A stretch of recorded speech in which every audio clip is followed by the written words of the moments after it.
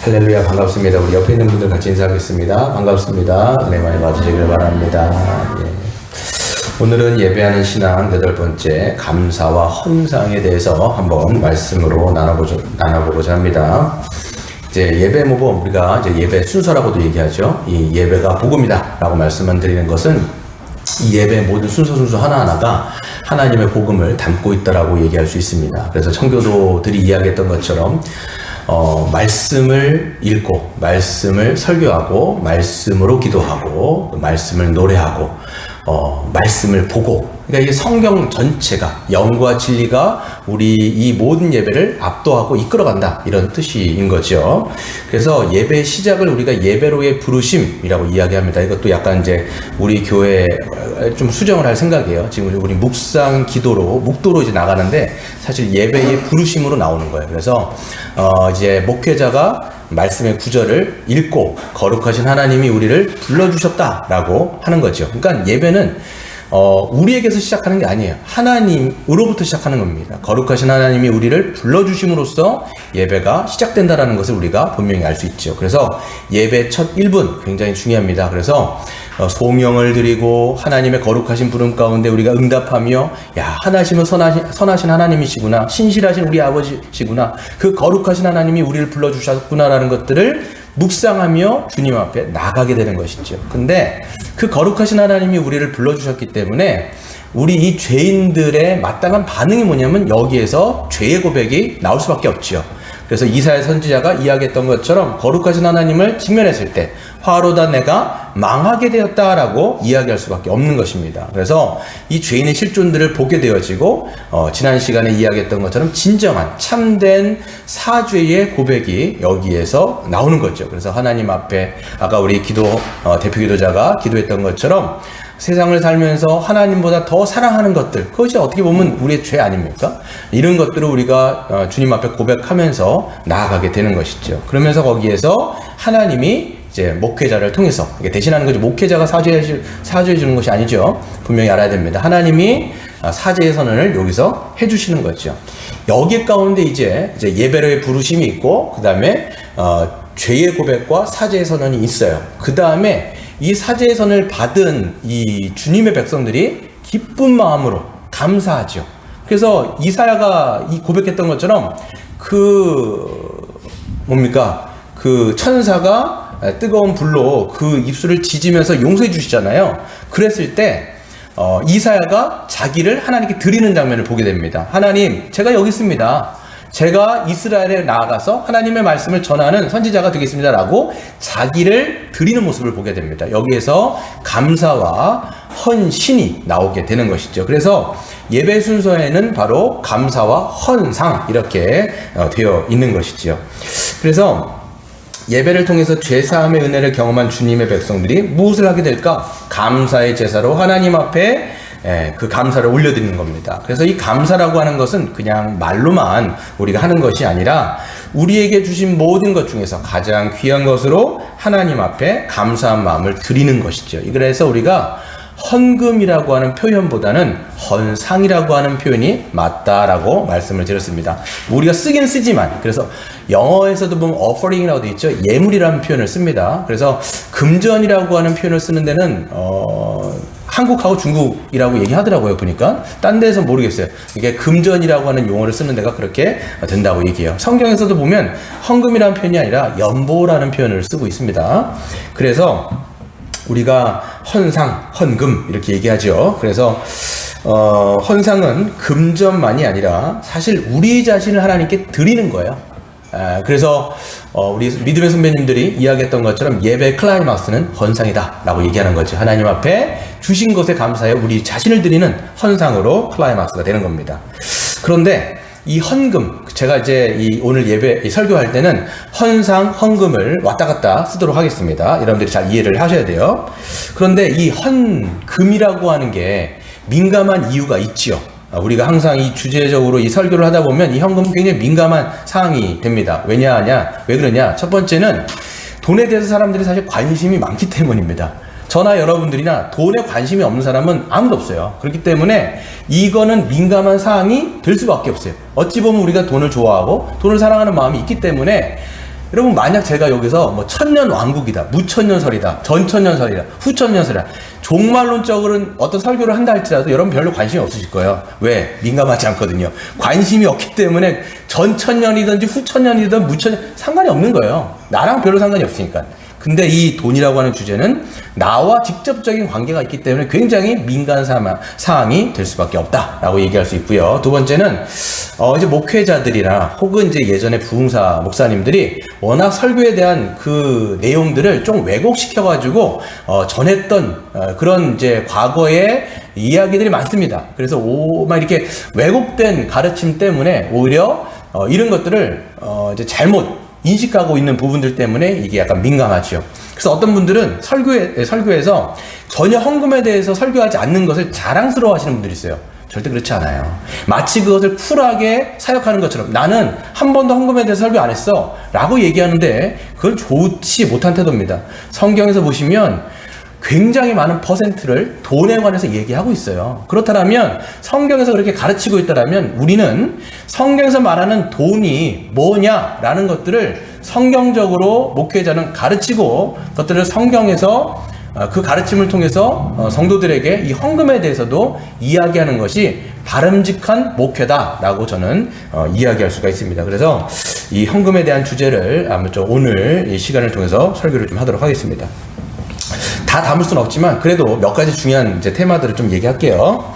첫 번째 이제 헌금에 대한 오해들이 있어요. 그래서 이 오해들의 첫 번째 오해는 뭐냐면 헌금을 교회의 운영을 위해서 회비를 내는 것이다라고 생각하는 지점들입니다. 적지 않은 분들이 이렇게 생각할 수 있습니다.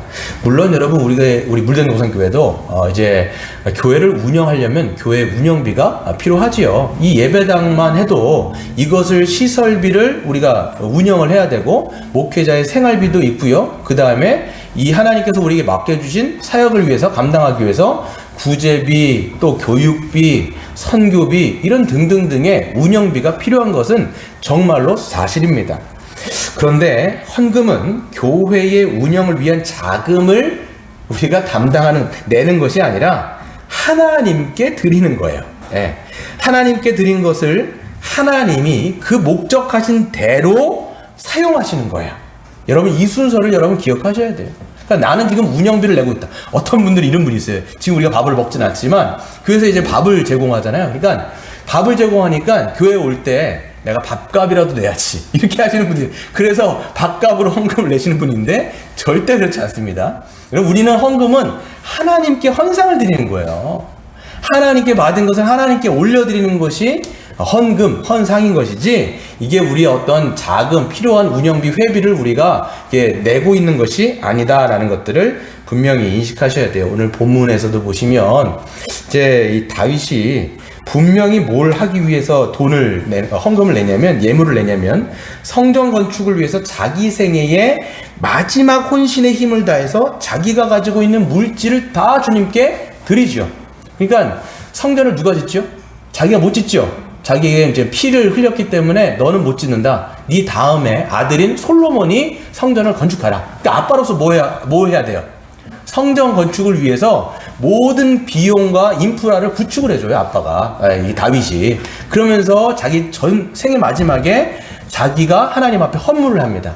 그리고 그 백성들도 다윗이 하는 것을 보면서 감동이 되어서 그 백성들도 또 헌물을 드리는 거죠. 그런데 구절을 읽어보시면 백성들은 자원하여 드렸으므로 기뻐하였으니 곧 그들이 성심으로 누구께 드렸어요? 여호와께 자원하여 드렸으므로 다윗도 기뻐했다라고 얘기하죠. 그럼 실질적으로 지금 여호와께 드린 건데 원래 실질적인 것은 뭘 하기 위한 거예요? 성전 건축을 위해서 지금 비용을 마련하고 있는 거예요. 실질적인 비용을. 근데 다윗은 뭐라고 얘기하냐면 이거는 실질적인 비용이 맞지만 뭐라고 얘기하는 거예요? 하나님께 드리는 헌물이라는 거예요. 어퍼링이라는 거예요. 예물이라는 거예요, 지금. 이걸 여러분들이 기억을 하셔야 하는 것이죠. 그래서 헌상은 하나님께 드리는 예배행위예요. 이거 여러분 절대로 기억하셔야 돼요. 예배행위예요, 예배행위. 그래서 주께서 우리의 헌상을 연락하시고 그것을 기억하시고 영광을 받으시는 거예요. 그리고 주님께서는 그 연락하신 것을 당신의 목적을 따라서 어떻게 하는 거예요? 이것들을 사용하시는 거죠. 하나님 나라의 사역들을 위해서 그것을 사용하신다. 그래서 1차적으로 하나님께 드리는 헌상이다. 그래서 그것을 주님께서 받으시고 당신의 목적과 계획대로 사용하시는데, 물론 아까도 말씀드린 것처럼 헌금이 실용적인 비용으로 쓰이는 게 맞습니다. 그래서 이렇게 생각할 수 있어요. 어차피 교회 운영비로 사용되는 건 맞잖아. 그러니까 나는 운영비를 내는 거야. 이렇게 생각하는 게 아니라 1차적으로는 하나님께 드리는 예배 행위다. 이걸 잊지 마시고, 왜 그렇게 생각을 하고 그렇게 우리가 개념을 잡냐면, 항상 신앙은요, 개념이 되게 중요해요. 제가 어떤 책을 봤는데, 예배는 개념이다. 이렇게 딱 제목을 다 읽질 않았는데, 하려고 하는 바가 뭔지는 알겠어요. 우리가 어떤 믿음을 생각할 때 개념을 잘 잡으셔야 돼요. 개념이 있다 없다 중요하죠. 개념 없는 사람들은 개념에 합당하게 행동을 못해요. 우리가 그거에 맞는 개념을 갖고 있으면 그거에 합당하게 우리가 생각하고 그런 믿음을 가지고 그런 신앙을 한단 말이에요. 그러니까 여러분, 신앙은 개념이에요. 개념을 잘 갖고 있는 게 중요한 겁니다. 그래서 우리가 하나님께 드리는 헌상이다 이렇게 생각하지 않고, 내가 운영비를 내는 거야 라고 생각하는 순간, 그런 개념을 갖고 있는 순간 어떻게 되냐면 이렇게 돼요. 내가 주체예요. 내가 지금 낸 걸로 교회가 운영되고 있는 거야. 이렇게 생각하게 돼 있어요. 내가 낸 걸로 지금 목회자들이 생활을 하고 있는 거야. 내가 낸 걸로 지금 이렇게 교회가 운영이 되어지고 지금 사역들이 진행되고 있는 거야 라고 하면서 주체가 누구예요? 내가 돼버려요. 내가 운영의 주체가 되게 되어지면 운영비를 냈잖아요. 그럼 여러분은 운영이사가 되시는 거예요. 운영이사가 되는 거예요. 그러면 어떻게 되는 거냐면, 내가 운영이사에 합당한 권리를 자꾸만 요구하게 돼요. 교회에서. 왜? 나는 운영에 자금이 됐기 때문에 그만큼 나에게 합당한 권리를 주십시오라고 요구하게 되는 거죠. 그게 안 됐을 때는 삐치거나 토라지거나 실족하게 되는 거예요. 그래서 여러분, 이 사고의 방식, 이 개념의 방식이 너무 중요한 거예요. 반대로 하나님께 헌금하신 것, 하나님께 드린 것을 하나님께 쓰셨다라고 얘기하면, 하나님이 이렇게 교회를 신실하게 운영해 가시는구나. 이렇게 모든 사역 가운데 하나님이 풍성하게 채우시는구나. 하나님께서 신실하게 이런 모든 것들을 진행하시는구나 라는 생각으로 바뀌게 되는 것이죠. 그러니까 이 정도 우리가 이렇게 생각의 믿음의 개념은 중요하다라고 말씀드릴 수 있습니다. 두 번째 오해는요, 헌금을 하나님의 부족한 것을 채워드리기 위해서 한다라는 그런 생각들입니다. 하나님도 돈이 있으셔야 일을 하시지. 예? 그렇지 않겠어요? 그래서 하나님도 이런 사역하고 저런 사역하시려면 하나님도 돈이 필요한 거예요. 그러니까 우리가 하나님의 부족한 것을 좀 메꿔드려서 하나님으로 하여금 일하실 수 있도록 우리가 좀 도와드려야 되겠다 이렇게 생각하거나, 아니면 또 이제 목회자를 하나님 대리인으로 생각해서, 어떤 면에서는 맞지만 전혀 그렇진 않죠. 그러니까 이 목회자에게 돈을 좀 줘가지고 하나님의 일들을 좀 잘 감당할 수 있도록 부족한 것을 내가 채워줘야 되겠다, 이렇게 생각하는 방식도 오해되어지고 잘못된 방식이라고 말할 수 있습니다. 오늘 여러분, 하나님은 부족하신 분이 아니에요. 하나님이 뭐가 부족하기 때문에 여러분들로 하여금 돈을, 헌금을 요구하시는 게 아니라는 거예요. 오늘 11절 보세요. 11절 보시면, 여호와여, 위대하심과 권능과 영광과 승리와 위엄이 다 누구께 속했어요? 주께 속하였사오니 천지에 있는 것이 다 주의 것이로소이다. 여호와여, 주권도 주께 속하였사오니 주는 높으사 만물의 머리시다라는 거예요.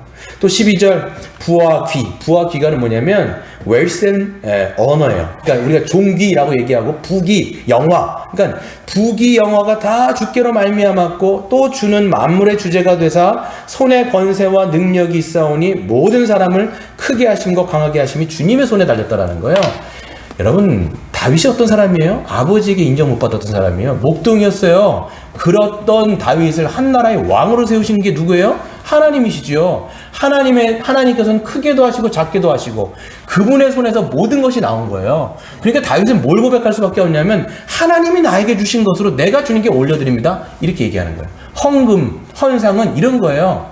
어떤 고백을 하는 사람만이 헌상을 할 수 있느냐? 하나님, 제가 살고 있는 모든 것 주님 겁니다.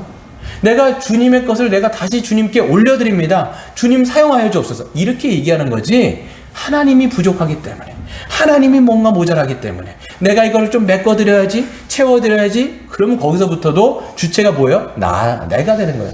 내 것을 가지고 주님께 도와드리게 되는 거예요. 그게 아니죠. 주님의 것을 내가 받아서 주님의 것을 고백하면서 올려드리는 것이 맞는 이 헌상의 정신이다라고 우리는 말씀을 드릴 수가 있습니다. 세 번째 오해는요, 이게 좀 많은 오해인데요, 지금 또 이런 태도를 취하지는 않지만 그래도 뼛속까지 여러분 이런 것들이 우리에게 좀 내재되어 있어요. 뭐냐면 헌금을 하나님의 축복을 사는 수단으로 여기는 거예요. 예. 그래서 여러분 헌금을 투자 개념으로 생각하시는 분들이 간혹 계세요. 우리는 그렇지 않겠지만 하나님께서 하나님께 많은 헌금을 드리면 하나님이 막 감동하시는 거예요. 여러분 우리가 어떤 이제 사람이 우리에게 선물을 주거나 뭐 많은 액수의 금액을 주면 여러분 감동하잖아요. 그러니까 하나님은 그렇다라고 생각을 하는 거죠. 내가 많은 금액을 하나님께 하면 막 감동돼가지고 하나님이 더 많은 것으로 우리에게 부어주신다, 이렇게 생각하는 거죠. 그렇게 생각하면 돼요, 안 돼요? 안 돼요. 우리 주은이가 안 돼요, 이렇게 얘기를 해서 잘했어요. 네, 맞아요. 안 돼요.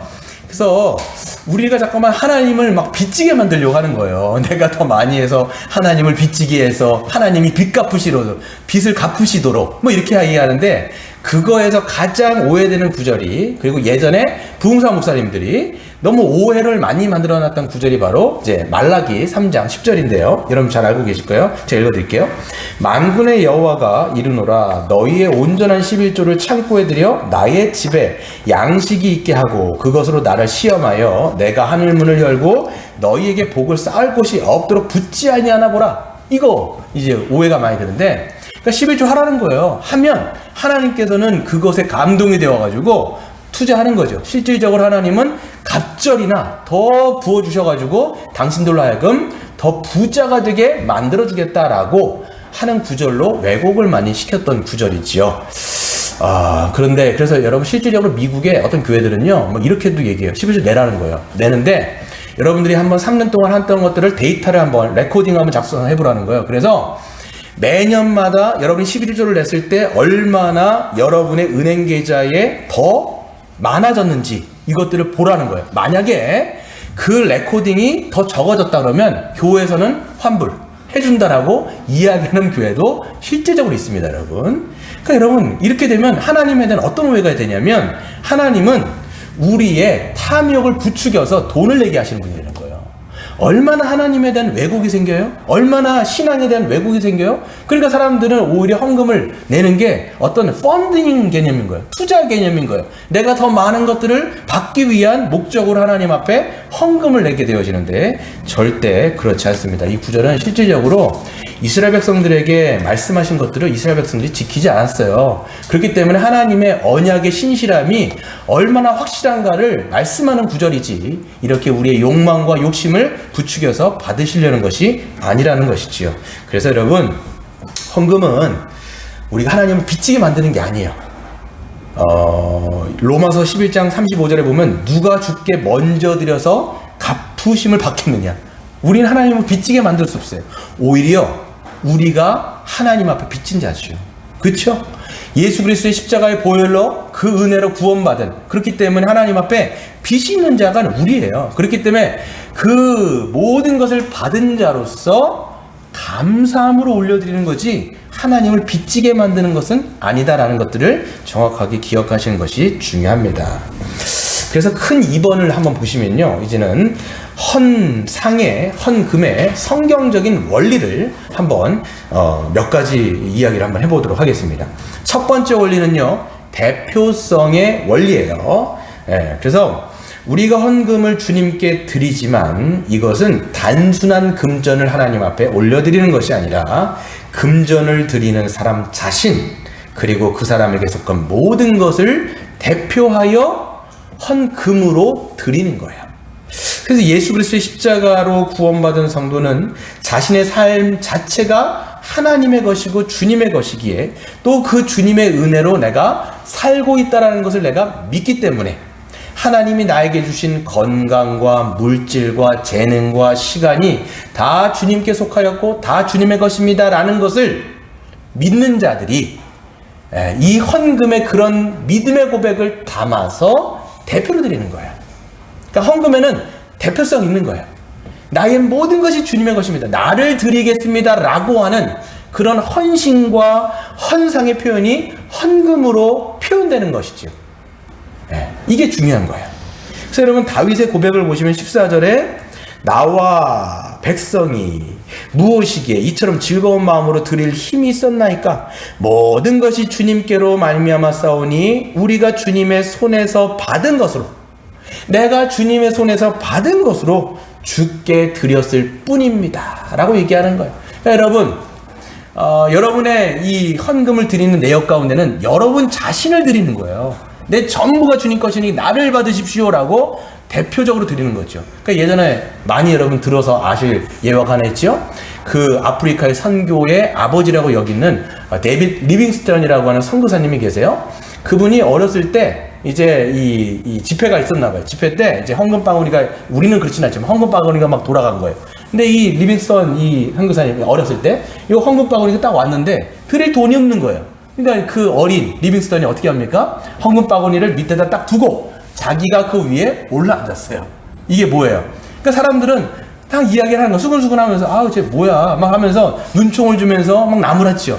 근데 이게 어떤 마음이었냐? 리빙스턴은 하나님 저를 받아주십시오. 제가 주님을 위해 쓰임받고 싶습니다. 라고 하면 헌상과 헌신의 표현이었다는 거죠. 그래서 이분은 실질적으로 장성했을 때 커서 아프리카에 가서 선교를 하죠. 언제까지? 자기가 폐결핵에 걸려서 죽을 때까지 그 아프리카에서 선교를 하다가 돌아가시게 됩니다. 그래서 이제 아프리카에서는 아프리카의 아버지로까지도 거기서 엄청난 헌신을 했기 때문에 그렇게 인정받고 존경받는 선교사님이 되시는 것이지요.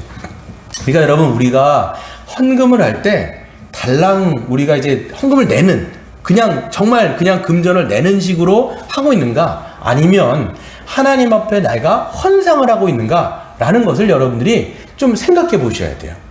나는 그냥 금전을 드리는 거 아니면 헌상을 하는 사람들은요 그렇기 때문에 모든 매일매일을 하나님 앞에 드리며 살아가는 거죠. 그리고 대표적으로 주일에 왔을 때 주님의 것을 주님이 취하십시오. 나를 받아주십시오. 사도 바울이 이야기했던 것처럼 내 몸을 하나님 앞에 산 제물 living sacrifice 이걸로 나를 드립니다라고 표현했던 것이 여기에서 나오는 것이죠. 그리고 여러분 우리가 헌상을 드릴 때 개인적인 것 개별적으로 우리가 물론 이제 개인 봉투에 담아갖고 헌상을 드리는데 개인적인 것뿐만 아니라 이거는 공동체성이 있어요. 그래서 우리가 이제 맨 마지막에 성례전적으로 하나님이 받으신다라는 것을 표현하기 위해서 대표로 장로님이 나오셔가지고 헌금바구니를 갖고 오신단 말이에요. 이게 뭐냐면 우리의 모든 개인적인 그 헌신이 아니라 하나님이 그것을 모아서 어떻게 해요? 공동체의 헌신을 받으시는 거예요. 이게 표현되는 거예요. 그래서 개별적인 헌신과 헌상도 있지만 이거는 공동체성이 있다. 그래서 교회 전체가 하나님 앞에 우리를 드린 것입니다. 우리를 받아주십시오라고 하는 표현이 바로 헌상에서 드러난다라고 말씀을 드릴 수 있습니다. 두 번째는 믿음의 원리입니다. 두 번째는 믿음의 원리인데 헌상은 여러분 항상 믿음으로 할 수 있어요. 믿음으로 드릴 수 있어요. 믿음이 아니면 드릴 수가 없어요. 우리가 드리는 헌상이 우리 자신의 의로움이 아니란 뜻이지요. 그래서 우리가 예배자로 하나님께 나아갈 때 우리는 자신의 무가치함을 깨닫고 주님 앞에 우리 죄를 고백하게 됩니다. 그리고 십자가의 은혜가 아니면 결코 우리는 거룩하신 하나님 앞에 받아들여질 수 없고 그분의 진노밖에 받을 수 없는 자인데 하나님의 그 크신 은혜로 우리가 받아들여졌음을 믿는 자.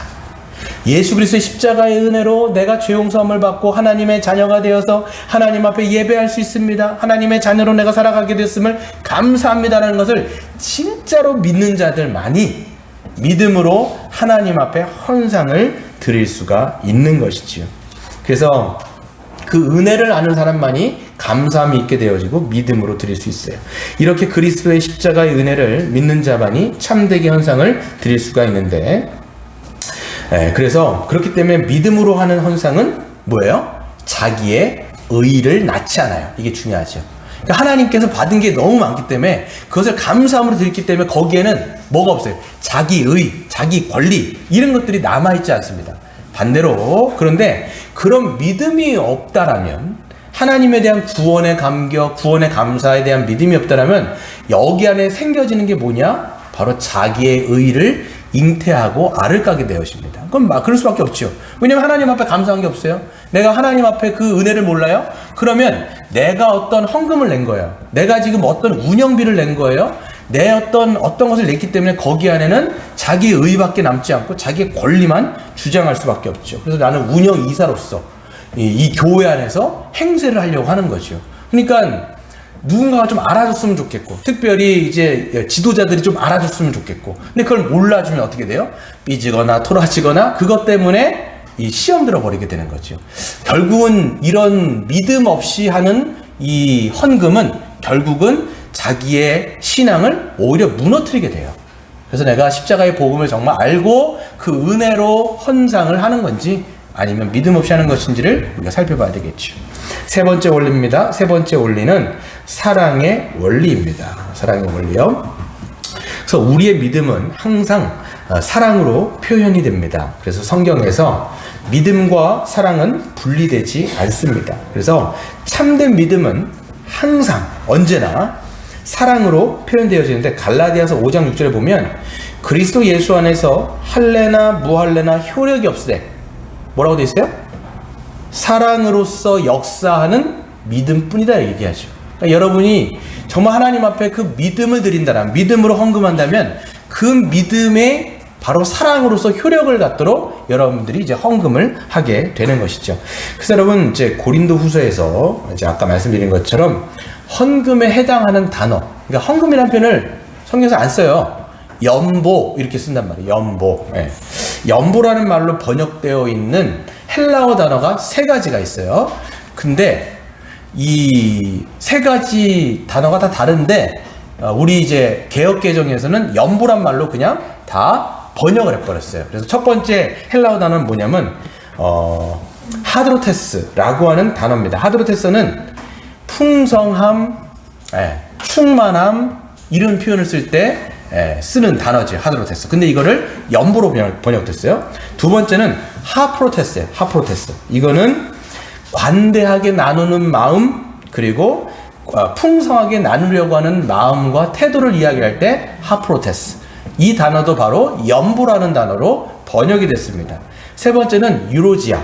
이 유로지아라고 하는 단어인데 이거는 하나님의 축복, 하나님의 은혜, 그것으로 말미암아 함께 관대하게 나누려고 하는 마음으로 같이 쓰이고 있는 단어. 이것도 연보라고 하는 단어로 이제 쓰여지고 있는 거죠. 번역이 된 거죠. 다 토탈 우리가 이야기해 보면 모두가 이 연보라고 하는 이 단어 모두가 하나님이 부어주신 축복과 은혜를 부족한 사람들과 나눈다라고 하는 개념이 이 연보 속에 있는 것입니다. 그래서 여러분 고린도 전서와 후서에서 이야기할 때 사도 바울이 어떻게 이야기하냐면 그 고린도 교회에게 이제 연보를 하라고 얘기해요. 근데 그 연보하는 목적과 이유가 뭐냐면 예루살렘 교회, 이 예루살렘 교회는 유대인으로 형성된 교회예요. 근데 고린도 교회는 어떤 교회예요? 이방인들의 교회예요. 그러니까 이 사람들은 생명부지 한 번도 만난 적이 없고 한 번도 본 적이 없어요.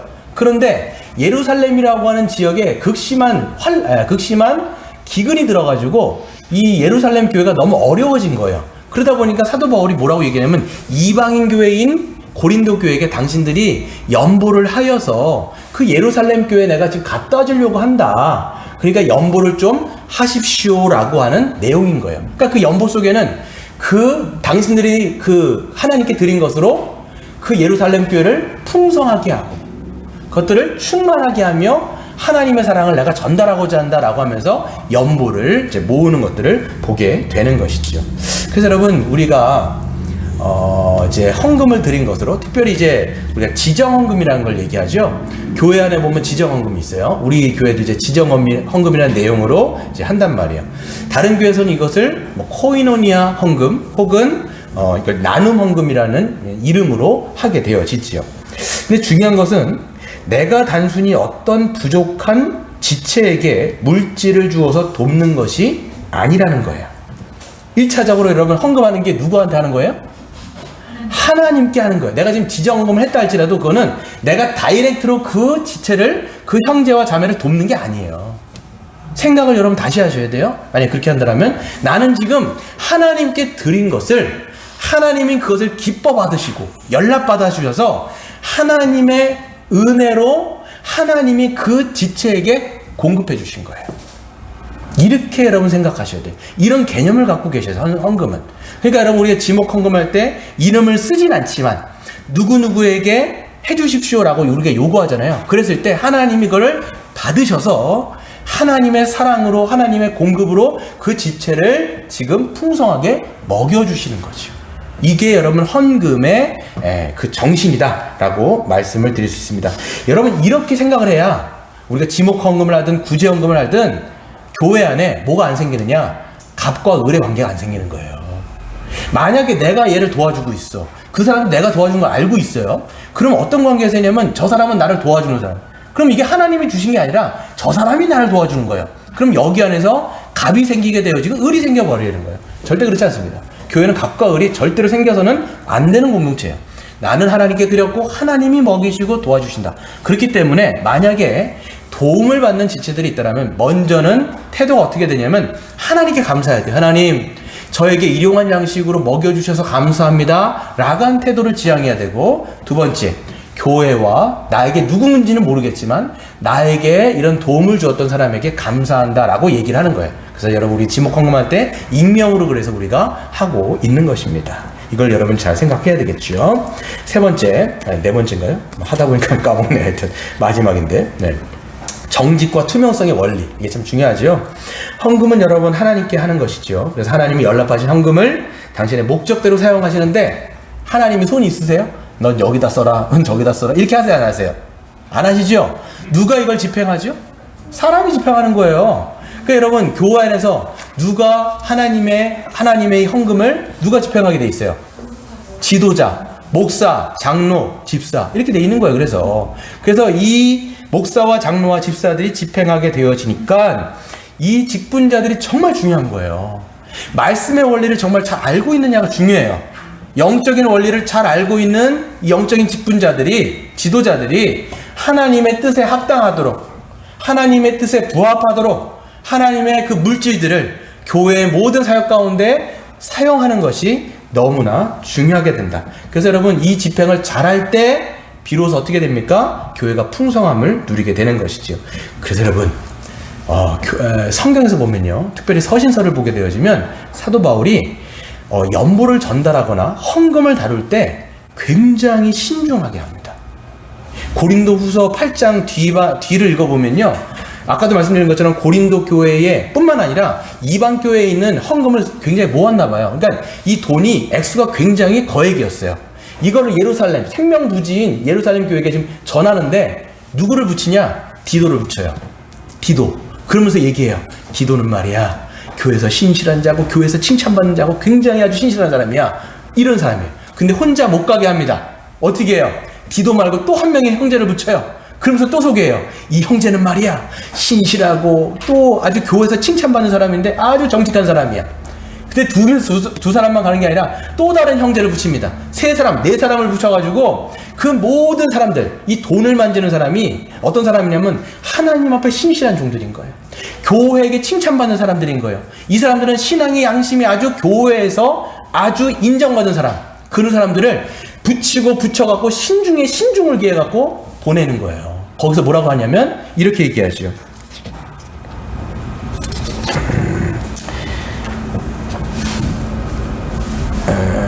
제가 안 썼네.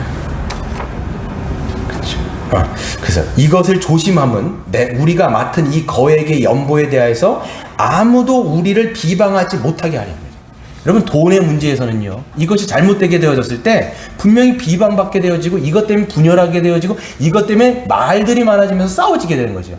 그렇기 때문에 여러분 교회는 헌금을 다룰 때 정말 이 제대로 뽑힌 이 지도자들이 이런 것들을 잘 집행하는 것이 중요하게 되는 거죠. 그래서 잘 집행할 뿐만 아니라 교회는 항상 어떻게 되느냐, 우리 교회도 마찬가지로 1년에 2번 혹은 3번 이렇게 해가지고 결산과 예산을 투명하게 하는 거예요. 이 교회가 돈을 지금 어디에 쓰고 있습니다. 어디에 지금 보고되고 있습니다. 어디에 사역이 지금 쓰이고 있습니다. 이런 것들을 정직하게 하고 투명하게 해서 모든 성도들로 하여금 보게 만드는 거예요. 제가 예전에 교회를 좀 이제 수요예배 때 좀 다른 교회를 막 다녔었는데 100주년 교회를 한번 간 적이 있어요. 이 교회는요, 주보가 간단해요. 아니, 간단한 게 아니라 한 장이에요. A4지 한 장. 딴 거 없어요. 이게 딱 순서 나오고 옆에다가 그 얼마가 들어왔고 얼마가 나갔고 이것들을 매주일마다 여기다가 아예 주보에다 써놨더라고요. 이게 말이 나올 수가 없어요. 그러니까 정직하게 이거 모든 것들을 하는 거죠. 이렇게 여러분 신앙에 있어서는 이 헌금에서는 정직성과 투명성이 기반이 돼 있어야 돼요. 그래야 사람들이 지금 이 교회가 이 헌금에 대해서 이렇게 제대로 쓰고 있구나 이런 것들을 생각할 수가 있는 거죠. 그럼 이것들을 우리가 잘 생각해야 돼요. 근데 여러분 만약에 혹 교회가 돈을 오용했을 경우가 있어요. 그래서 뭐 직분자라든지 지도자라든지 혹 오용을 해가지고 헌금을 그릇되게 뭐 자기의 배를 불리내 사용했거나 그랬을 수가 있단 말이에요. 그럼 사람들이 어떤 생각을 하게 되냐면 내 헌금 완전히 죽 써서 개 좋네 이렇게 생각할 수가 있을 거 아니에요. 그러면 근데 여러분 그렇진 않아요. 여러분 어떻게 생각하셔야 되냐면 이 우리가 드렸던 헌금은 지금 사람을 준 게 아니죠. 누구에게 드린 거예요? 하나님이 받으신 거예요. 그게 우리는 어떻게 생각해야 되냐면 혹이라도 여러분 그것이 오용됐다 할지라도 하나님 내가 믿음으로 드린 것은 다 주님이 어떻게 하셨다? 연락하신 거예요. 그리고 나서 그 책임은 그 사람이 지는 거 맞아요. 만약에 주님의 것을 도둑질한 거에 대해서는 반드시 하나님은 책임을 물을 수밖에 없어요. 왜? 주님의 것을 가지고 도둑질했기 때문에 하나님은 그를 징계하시거나 반드시 심판하세요. 그런데 우리가 드렸던 모든 것은 하나님 받으셨다는 걸 기억하시고 죽 썩어서 개 준 건 아니기 때문에 여러분들 이런 생각을 하셔야 된다는 거죠. 실제적인 이제 적용을 하고 마칠 텐데요. 그러면 우리가 얼마를 드릴 것인가? 이걸 생각해 보셔야 돼요. 얼마를 드릴 것인가? 여러분 얼마 드릴까요? 하나님 앞에. 성경이 가르치는 기본적인 원리가 있습니다. 이게 바로 고린도후서 9장 7절의 말씀인데요. 이렇게 말씀하고 있어요. 각각 그 마음에 정한 대로 할 것이요 인색함으로나 억지로 하지 말지니 하나님은 즐겨내는 사람을 사랑하시느니라 이렇게 말씀하죠. 마음에 정한 대로 하라는 것은 하나님이 정해주지 않는다라는 거예요. 하나님이 너 이거 얼마 해라, 너 저거 얼마 해라 이렇게 여러분 정해주시지 않잖아요. 그러니까 여러분들이 마음에 정한 대로 하는데 어떻게 해야 돼요? 인색함이라든지 억지로, 그러니까 막 헌금을 강요하는 데가 있어요. 이거 얼마 내십시오, 저거 얼마 내십시오, 이거 얼마 하셔야 돼요. 강요할 수 없어요. 원래 만약에 강요하게 되어지면 억지로 하게 될 수밖에 없잖아요. 그렇잖아요. 그러니까 지도자들도 강요할 수가 없어요. 이거는 모두가 신앙의 양심을 따라서 내가 하나님을 사랑하고 하나님을 기쁘시게 하는 자기의 형편에 따라서 많이 있는 사람들은 그 정도로 하는 거고 적게 있는 사람은 적게 하는 거잖아요. 그렇게 자기가 가지고 있는 믿음의 분량대로 그냥 자기가 하면 된다라고 말씀드릴 수가 있습니다. 또 여기서 보시면 하나님은 즐겨내는 사람을 사랑한다 이렇게 얘기할 때 많이 내면 사랑하시는 거야? 이게 아니라는 거예요. 이게 뭐냐면 많든 적든에 상관없이 기쁨으로 하나님 앞에 드린 자를 얘기하는 거예요. 내가 받은 은혜가 하나님 너무 큽니다, 나를 받아주십시오 라고 얘기했던 누구예요? 과부의 두렙돈. 양으로 봤을 땐 가장 작았어요. 그런데 다른 사람들보다, 다른 사람이 낸 것보다 저 과부가 낸 두렙돈이 가장 많이 낸 거다, 주님은 그렇게 칭찬하시잖아요. 그것처럼 많고 적금의 문제가 아니라 얼마나 기쁨으로 하나님 앞에 자신을 드리느냐 이런 것들을 보신다라는 것이지요. 그래서 여러분 우리가 자신의 형편에서 주님에 대한 감사를 표현하는 것이 중요합니다. 그래서 헌상은 믿음이 아니고서는 바르게 할 수 없다라고 말씀드렸고요. 믿음이 있다고 하면서 헌상에 있어서는 인색하거나 게으르다라면 그것은 실상 믿음을 부인하는 것이다라고 말씀을 드릴 수가 있습니다. 그래서 여러분 내가 어떻게 얼마나 드릴 것인가 라고 얘기할 때 아무렇게나 드리지 마시고 손에 잡히는 대로 드리지 마시고 이거 여러분 예배를 준비하는 측면이 있는 거예요. 그래서 주정 헌금, 아까 우리 주인이가 물어봤어요. 주정 헌금이 뭐예요? 그러니까 이게 여러분 아까 말씀해 주셨잖아요. 주일날 정해진 헌금인 거예요. 그래서 내가 얼마를 드려야 되겠다라는 것을 미리 정하셔서 규모 있게 질서 있게 드리는 것이 굉장히 중요하다. 이것이 중요한 것이죠. 그래서 풍성한 표현이 되도록 여러분 하나님 앞에 여러분의 마음의 표현을 풍성하게 하는 게 중요한 거죠. 그 다음에 그러면 어떻게 드릴 것인가도 있습니다. 이 어떻게 드릴 것인가 라고 생각해 보면 크게는 여러분 11조와 여러 헌금으로 나눌 수가 있습니다. 이 모두를 우리가 헌상이라고 이야기할 수 있습니다. 그래서 뭐 감사 헌금, 특별 어떤 절기 헌금, 추정 헌금 이렇게 나눌 수가 있는데 11조는 하나님이 자신에게 가져오라고 정해진 목이지요. 그래서 이거는 어떻게 보면 이스라엘 백성들에게 약간 세금과 같은 것이었습니다. 그래서 10분의 1을 하나님 앞에 올려드린 거죠. 그 10분의 1이라고 하는 것도 하나님이 주신 모든 것의 대표성을 가지고 하나님 앞에 올려드렸던 것이 11조인 것입니다. 그리고 이 외에도 여러 형태의 연보들이 있었습니다. 우리는 이 헌금들을 마음에 정해서 해야 되는 것이죠. 그래서 10분의 1이라고 하는 것은 정해지는 것이요, 다른 모든 것들은 우리가 마음에 정해서 자기가 하나님 앞에 드려지는 것이지요. 그래서 여러분 좀 자세히 보시면 11조는요 하나님이 이미 정해주신 기준이기 때문에 우리가 어떤 타협할 성질은 아닙니다. 물론 여러분 이건 있어요. 11조가 율법의 구약의 어떤 구약 율법적인 것이냐, 그렇기 때문에 이제는 아주 신약을 살아가는 우리에게는 끝난 것이냐, 아니면 여전히 이 11조라고 하는 것이 신약에서도 유효한가 라고 하는 것은 여전히 신학적으로도 논쟁이 있어요. 이게 결과가 사실 안 난 거예요. 그럼에도 불구하고 이 구약의 율법으로 끝났다 라고 하시는 분들도 뭐라고 신학자들이 주장하냐면, 하나님은 이 하나님이 지정하신 10분의 1의 기준은 합리적으로 하나님이 정해주신 믿음의 표현의 최저선이다 라고 얘기를 해요. 최저선이라는 거예요. 왜 그렇게 이야기하냐, 최저선이라고 하는 이유가 뭐냐면, 그래서 여러분 우리가 11조, 만약에 여러분 하나님이 예수 그리스도께서 모든 것을 성취하셨기 때문에 이제는 우리가 10분의 1 안 내도 돼 라고 생각하시는 분, 이게 아까워서 안 내는 거라면 문제가 있어요. 그런데 이거를 율법적으로 안 하셔도 돼요. 꼭 단지 10분의 1이 아니어도 된다는 거예요. 10분의 2도 되고요, 10분의 3도 되는 거예요. 근데 대부분의 사람들이 이 11조를 해야 되냐 말아야 되냐에 기본적으로 그러니까 하는 사람들, 이렇게 뭐 딱 이렇게 얘기를 하는 때 보면요, 이거를 10분의 2를 하고 3을 하려고 하는 게 아니라 하기가 싫어서 안 하는 거예요. 이렇게 보면 이런 거는 태도의 문제가 되는 거예요, 하나님 앞에.